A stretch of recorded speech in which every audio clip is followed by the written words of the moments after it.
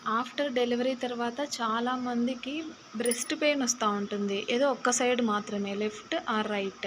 ఎందుకొస్తుంది ఈ పెయిన్ అంటే, మనం ఎక్కువ ఒకవైపే ఇస్తుంటాం. ఇంకోవైపు తక్కువ చేసినామనుకోండి, ఆ వైపు పెయిన్ వస్తుంది. అది ఎందుకొస్తుందో మనకు అర్థం కాదు. బట్ ఒకవేళ మీకు ఇట్లే పెయిన్ వస్తూ ఉంటే వన్ సైడ్ మాత్రమే, అటు సైడ్ ఫీడ్ ఇవ్వడానికి ట్రై చేయండి. కంపల్సరీ తగ్గుతుంది.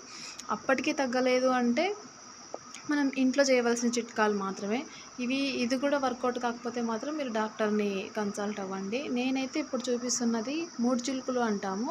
ఇది ఇంతకుముందు కాలంలో మనం గడియ పెట్టేవాళ్ళు కదా డోర్‌కి, అది 3 చిలుకలు ఉండేవన్నమాట. దీన్ని తగిలిచ్చేవాళ్ళు.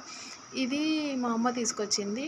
మనకు మెయిన్‌గా పెయిన్ మనం మూఢనమ్మక ప్రకారం ఎందుకొస్తుంది అంటే, మా వాళ్ళు చెప్పడము, మనం పడుకున్నప్పుడు మన బ్రెస్ట్ అనేది పిల్లల మాడు పునక అంటాం కదా, మాడుకు తగిలితే ఈ పెయిన్ వస్తుందంట.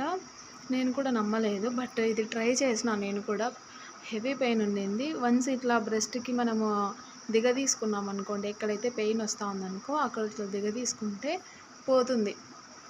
కంపల్సరీ పోతుందండి. ఇది మీరు మూఢనమ్మకం అనుకోవచ్చు, ఇంకోటి అనుకోవచ్చు. బట్ నేను యూట్యూబ్‌లో నేను కూడా బ్రెస్ట్ పెయిన్ గురించి సెర్చ్ చేస్తుంటే చాలామంది లేడీస్ కామెంట్ బాక్స్‌లో పోస్ట్ చేసేవాళ్ళు.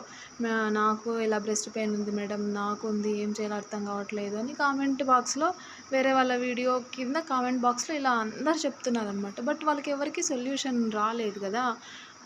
ఇది కూడా మీరు వర్కౌట్ అవ్వకపోతే మీరు కంపల్సరీ డాక్టర్‌ని అయితే కన్సల్ట్ అవ్వండి. నాకైతే ఇది వర్కౌట్ అయింది. ఇది కొన్ని ప్లేసెస్‌లో ఉంటుంది, కొన్ని ప్లేసెస్‌లో ఉండదు. బట్ మన అవ్వ వాళ్ళ తాతని ఎవరినన్నా అట్లా కనుక్కుంటే వాళ్ళ దగ్గర ఉంటే మాత్రం మీరు కంపల్సరీ ట్రై చేయండి.